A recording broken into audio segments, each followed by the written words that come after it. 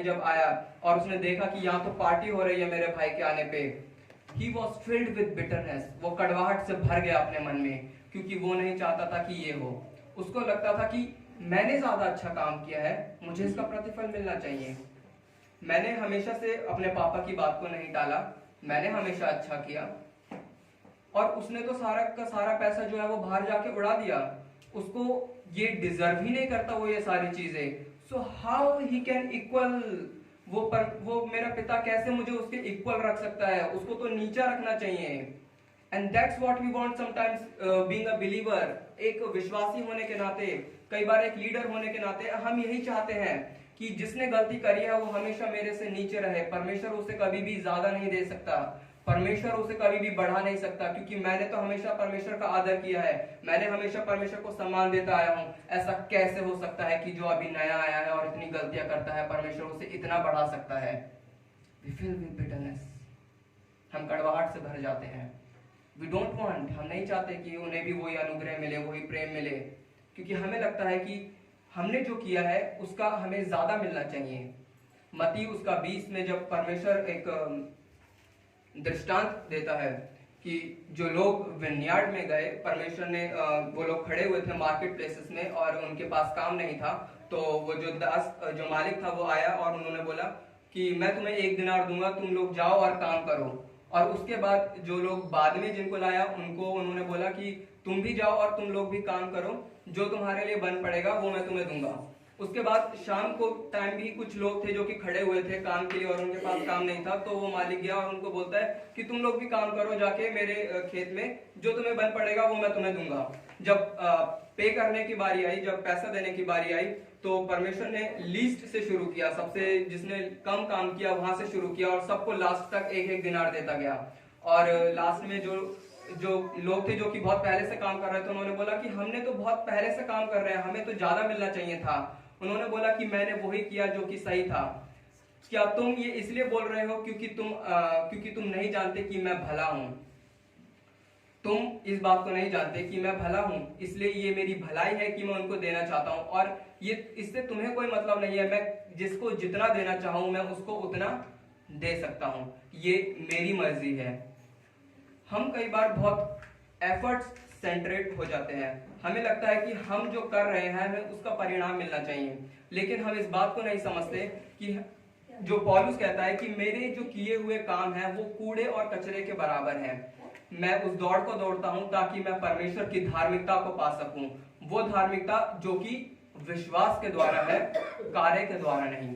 कई बार हम अच्छे कार्य करते हैं और हमें लगता है कि इन अच्छे कार्यों की वजह से हमें ज्यादा परमेश्वर की ओर से ब्लेसिंग्स मिलनी चाहिए, ज्यादा परमेश्वर की तरफ से एक पर्सनल फेवर मिलना चाहिए। लेकिन याकूब इस बात को बहुत क्लियरली इस बात को बताता है, there is no favouritism with God. परमेश्वर के साथ कोई भी फेवरेटिज्म नहीं है, परमेश्वर किसी के साथ भी भेदभाव नहीं करता। परमेश्वर किसी को ये नहीं बोलता कि ये मेरा फेवरेट है क्योंकि ये ज्यादा कर रहा है, ये कम है क्योंकि ये कम कर रहा है। All are equal in his sight। परमेश्वर की नजर में हर कोई एक बराबर है, क्योंकि जब उसने धार्मिक बनाया तो उसने धार्मिक विश्वास के द्वारा बनाया, कार्य के द्वारा नहीं बनाया। तो जब बात विश्वास की है तो हम कार्य को बीच में कैसे ला सकते हैं? Think from here, use your logics. जब बात सारी विश्वास की है तो कार्य बीच में कहां से आए? Our righteous deeds are the results of the righteousness of God and not our very own efforts। हमारी जो धार्मिकता के कार्य हैं वो परमेश्वर की दी हुई धार्मिकता का एक परिणाम है, ना कि हमारे वो कार्य हैं। क्योंकि हम जो शुरू से करते हैं वो सारी चीजें पाप होती है। हम एक इंसान जो कि सोचता है वो शुरू से पाप ही है। अगर हम कुछ अच्छा करते हैं तो केवल परमेश्वर की बदौलत करते हैं। एक परमेश्वर के दास से एक जॉन न्यूटन करके, मैं उनके बारे में ज्यादा नहीं जानता, लेकिन मैंने उनका एक कोट पढ़ा था कि जिसने अपने आप को सही में नम्र किया है वो कभी भी अपने भाई या बहन जो कि मसीह भाई और बहन है उनकी गलतियों पे वो आसानी से गुस्सा नहीं होगा या फिर उनको क्रिटिसाइज नहीं करेगा, क्योंकि वो इस बात को जानता है कि अगर उसमें और मुझमें कोई फर्क है तो वो केवल अनुग्रह की वजह से हुआ है। If there is any difference then the grace alone has made it. अगर उसमें और मुझ में कोई अंतर है, अगर वो किसी भी रीति से मेरे से ज्यादा अच्छा या मेरे से ज्यादा कम है, तो वो सिर्फ अनुग्रह की बदौलत है। अगर हम अपने आप को किसी से ज्यादा पाते हैं तो हम घमंड कर बैठते हैं, अगर हम अपने आप को किसी से कम पाते हैं तो हम जलन कर बैठते हैं। बट हम ये नहीं जानते कि उसमें और मेरे में जो अंतर है वो सिर्फ और सिर्फ अनुग्रह का फर्क है। And the same God who can show grace to him is the God who can show grace to me even. जो परमेश्वर उनको अनुग्रह दे सकता है वही परमेश्वर वो अनुग्रह मुझे भी दे सकता है। परमेश्वर के इतने सारे चेले थे, लेकिन सिर्फ यूहन्ना कहता है कि मैं वो हूं जिसको परमेश्वर प्रेम करता है। क्या परमेश्वर सचमुच सिर्फ यूहन्ना से प्रेम करता था, बाकी सबसे नहीं करता था? He did। परमेश्वर सबसे करता था, बट यूहन्ना वो इंसान था जिसने कहा कि परमेश्वर मुझसे प्रेम करता है। अगर आप में वो काबिलियत है तो आप भी कह सकते हो कि परमेश्वर मुझसे प्रेम रखता है। The mistake that other disciples did, they didn't prophesy, they didn't say कि परमेश्वर मुझसे प्रेम करता है। यूहन्ना वो था जिसने कहा कि हाँ परमेश्वर मुझसे प्रेम करता है। But that doesn't imply, इसका मतलब ये नहीं कि परमेश्वर के साथ कोई फेवरेटिज्म है। इसका मतलब ये नहीं कि बाकी डिसाइपल्स, बाकी चेलों से परमेश्वर प्रेम नहीं करता था, यूहन्ना से ज्यादा करता था। यूहन्ना वो था जिसने परमेश्वर के प्रेम को ग्रहण किया। So there is no favoritism with God.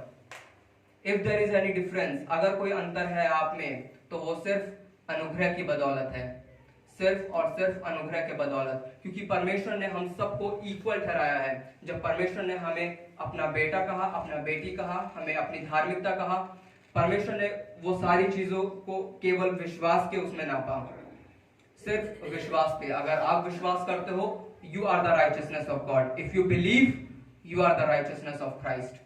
अगर तुम विश्वास करते हो तो तुम धार्मिकता हो परमेश्वर की। That's what he said। परमेश्वर ने कार्यों को लेकर कभी बात ही नहीं की। That's what the law, वो सारी चीजें व्यवस्था थी। एक बहुत अच्छी सीरीज मेरे पापा ने शुरू करी है जो कि है अडॉप्शन के ऊपर, and he studying.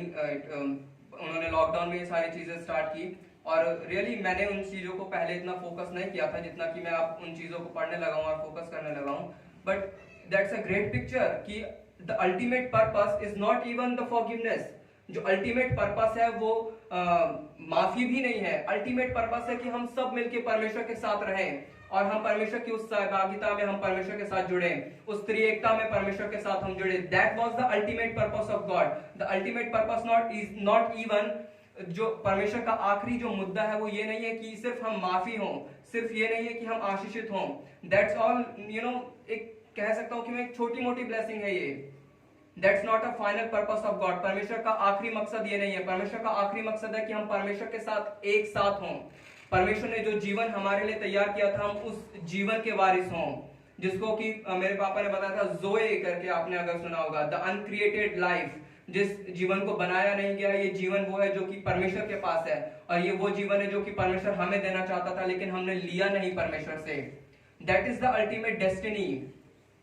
That's where God wants us to be। परमेश्वर हमें वहां देखना चाहता है।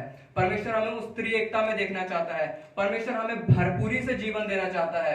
इट्स नॉट कि परमेश्वर ने उसको आशीष कम दी, मुझे ज्यादा दी। इसके लिए टाइम नहीं है हमारे पास। We have something great in front of us। हमारे सामने एक बहुत बड़ी चीज रखी गई है। इसलिए परमेश्वर का वचन कोलोसियों में कहता है कि तुम उन बड़ी चीजों की ओर भागो, तुम स्वर्गीय वस्तुओं के पीछे भागो।